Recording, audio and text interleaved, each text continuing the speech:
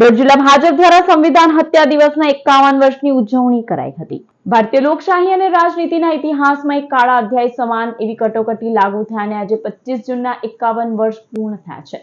ભરૂચ જિલ્લા ભાજપ દ્વારા સંવિધાન હત્યા દિવસ 2026 કાર્યક્રમનું તપોવન આશ્રમ ખાતે આયોજન કરવામાં આવ્યું હતું। જિલ્લા ભાજપ સંગઠન દ્વારા આ કાર્યક્રમ પૂર્વ મંત્રી છત્રસિંહ મોરી, દીવ દમણ અને દાદરા નગર હવેલીના પ્રભારી દુષ્યંત પટેલની વિશેષ ઉપસ્થિતિમાં યોજવામાં આવ્યો હતો, જેમાં દક્ષિણ ગુજરાત પ્રશિક્ષણ વર્ગના સંયોજક રાજેશ દેસાઈ પણ ખાસ ઉપસ્થિત રહ્યા હતા।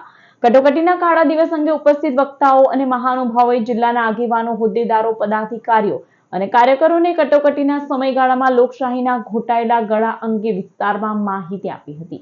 તે સમયે દેશ માટે સૌથી વધુ ત્યાગ અને સંઘર્ષ રાષ્ટ્રીય સ્વયંસેવક સંઘના કાર્યકર્તાઓ તથા ભારતીય જનસંઘ આજની ભાજપે કર્યો હતો, જે અંગે જાણકારી આપવામાં આવી હતી। જિલ્લા ભાજપ પ્રમુખ પ્રકાશ મોદી, મહામંત્રી જિગ્નેશ મિસ્ત્રી, પરેશ પટેલ અને નરેન્દ્રસિંહ પરમાર દ્વારા આયોજિત સમગ્ર કાર્યક્રમને સફળતાપૂર્વક પાર પાડવામાં આવ્યો હતો।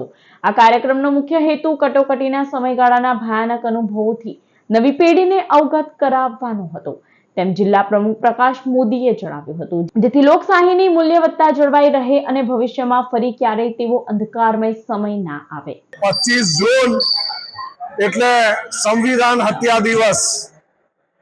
25 જૂન 1975 ના રોજ તે વખતના વડાપ્રધાન ઇન્દિરા ગાંધીએ આ દેશ ઉપર કટોકટી લાડી અને ભારતીય જનસંઘના અનેક આગેવાનોને કારાવાસમાં ધકેલ્યા હતા।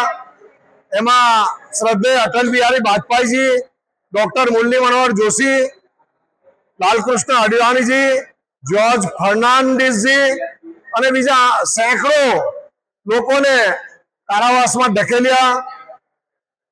વાણી સ્વાતંત્ર્ય, પત્રકાર આ તમામ ઉપર પ્રતિબંધ લાદી દીધો। પ્રેસની વીજળી પણ કાપી નાખી। ન્યાય તંત્ર ઉપર પણ પ્રતિબંધ લાદી દીધો।